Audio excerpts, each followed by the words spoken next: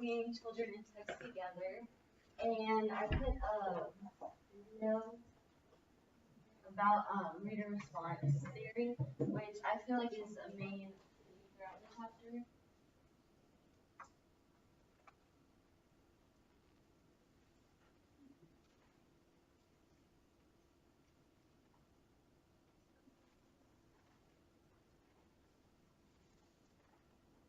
It was working earlier.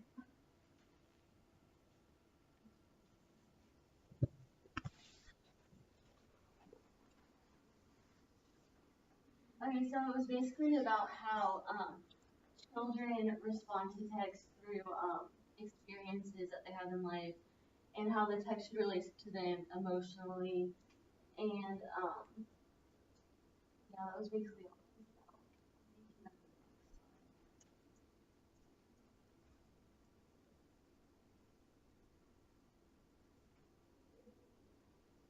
And then the main points of the chapter was literacy development is personal and causing readers to benefit from a supportive environment. And then it also talks about the importance of surrounding children with text and the importance of encouraging readers to respond to text. So these were our three main strategies that we're focusing on today. Book talks, unfortunately, we weren't able to talk about, but that's kind of the idea of having a book and reading it and then coming up in your class. And I was trying to sell your book to your class of saying, this is what happened, this is why I enjoyed the book, and this is why you should read it as well. Literature journals was the next one, and those encourage active involvement in reading by integrating students' background knowledge. So a student takes a journal and then they write about it and they say, this is what I already knew and this is what I read, so therefore this is what I'm concluding about it now. Storytelling, which is just orally retelling a story without supplementally using the text. So after you've read the book, you will basically just tell the story in your own words about what happened and what you remember happened. And then classroom libraries, which is the use of a mini library within a classroom space to aid in the learning process. And this is a cute little app that I found that I think would be really beneficial in the classroom. The library for your school actually signs up for it, and then your students can log in using the library's information, and they have access to all the books that are in the library, or all the ones that the librarian will put into the app. It's an ebook reader. It also has audiobooks, which is a really neat way for your students to connect with the text. They borrow the books just like they would in a library, and they can create and export notes and highlights. So it kind of goes along with what Faith is saying. This incorporates a little bit of all of our strategies with her journals and things. And they can define the words right there in the app, so they don't actually have to get another app to do it with. And it also keeps track of their progress, which I think is really neat. They can see how many books they've read, like they have a total, and it tells them how long they've read for the week and how long they've read for the day in hours and minutes, and so it just gives them a little bit of motivation. This is for iPad and iPhones. And then I have literature journals and free response, and so Elizabeth Egan-Close says during free response, remind students to look at the students that they are responding to and encourage them to acknowledge agreement or disagreement with other students. I think this is really important because during free response questions, they're open-ended questions, so it's like, why do you feel this way, or what you interpreted from the text. So I feel like when students learn how to agree and disagree with each other, that's really important for them to learn how to do. And then Waka all said, when doing literature journals, it is important to use prompts like I agree with, I am confused with, and I think this opens up children to respond to the text and make it more personal to them. And then Stacey Walker says that reflection is a process regarding thinking about and exploring an issue of concern which is triggered by experience. This plays a huge part in how experience that students go through and how they relate to text plays a huge role. And then also reflection should be encouraged and enhanced through one-on-one dialogue via the journal writing process. The journal writing process, however, should be well planned and have explicit student expectations. While they're writing in their literature journals and response journals, they should be reflecting on the text, but it should be clear what you want them to do in the specific questions that you're asking. And then the more creative you are with your writing prompts and the more the students can relate personally, then the more your students will start to internalize the literature. This again touches on how experience plays a huge part in that. And then the purpose of the strategy, free response encourages active involvement in reading and an integration of students' background knowledge with the selection of meanings. Literature journals provide readers with the freedom to express their feelings and perception about literary texts, and it causes students to personally relate to the piece of literature. And also, you should be asking open-ended questions in their literature journals. These elicit fresh and sometimes even startling insights and ideas, opening minds and enabling teachers and students to build knowledge together. And these are just some examples of them. Like you can have them write like a letter to the author. I like that one a lot. And then this is like the inside mind of a character. Where they can like, this one's for Anne Frank, but they can like draw what they think the character is feeling. And then also like literature question cards, like what if, how did, why did, and questions that they can pick. And then how to use this in the classroom. Through literature journals, you can have students make predictions, inferences, and express personal opinions. For young children, use drawing, charts, or graphic organizers. And you can also start dialogue with students in their journals, which this aspect of it is cool because you can have them write in their journal throughout like the semester or year, and you can like write comments in it and go back and forth with the student. And then free response, students hear a portion of the narrative and then stop to respond in writing. And you can time that so you like read the portion and then have them write like, for 3 minutes. And then verbal or written and free response journals.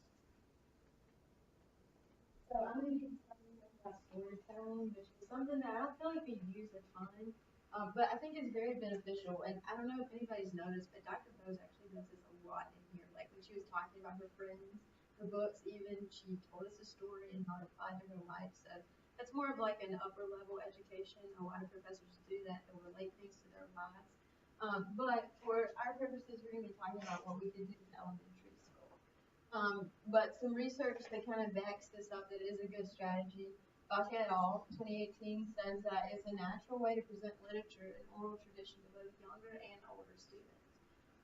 Goodboy and Kromka, I'll share a little bit in a minute, but they did a study that with an experiment where they had a classroom that had narratives as the like how they taught in the classroom, and then the other classroom just had the normal like every day we'll give you the facts, we'll tell you like little snippets, and you kind of need to remember.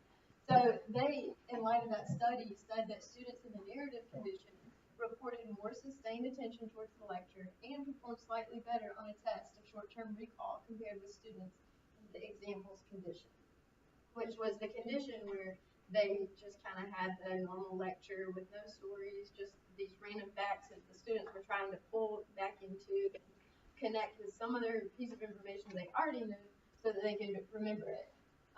Gordon Rainville said that storytelling and digital storytelling played an enormous role in the 21st century life. In organizations, business, education, politics, families, communities, and more, and are a natural fit in early childhood classrooms. So obviously, if this is something that's a huge deal out in real life, we should really be teaching kids in this way because this is something that they can use not only to help them learn, but they can use when they get out in the world. And then last, Sherry says, stories form a part of the very fabric of who we are and give insight into the past as much, if not more so, than the histories that we read. So he was very, very passionate that stories were pretty much intrinsically related to human life. Purpose of storytelling, Baca et al. 2018 says that it provides an opportunity for students to learn about oral traditions of literature, enhance speaking and listening skills, and develop personal expression. So you can use this in your classroom to help your students understand that this is how people used to learn. This is actually a really cool way to incorporate some history lessons and things like that.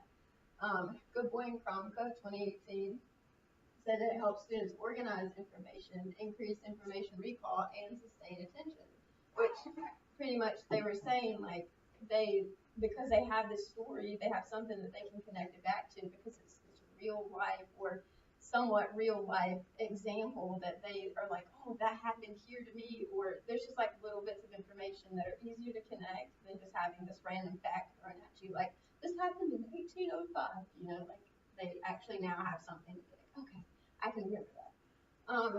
Gord and Rainville say that storytelling in the classroom develops oral language skills, teaches comprehension, bridges the gap between listening and writing.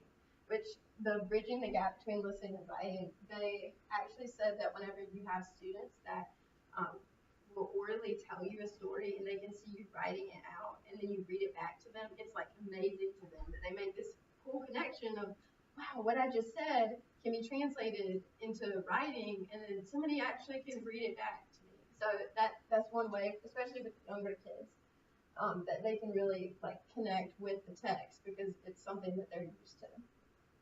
And then Sherry 2017 says that it encourages critical thinking, communication, collaboration, and creativity, which are all very important. And if we want our students to succeed in life, they're going to need these skills. Some ways we can use it in the classroom.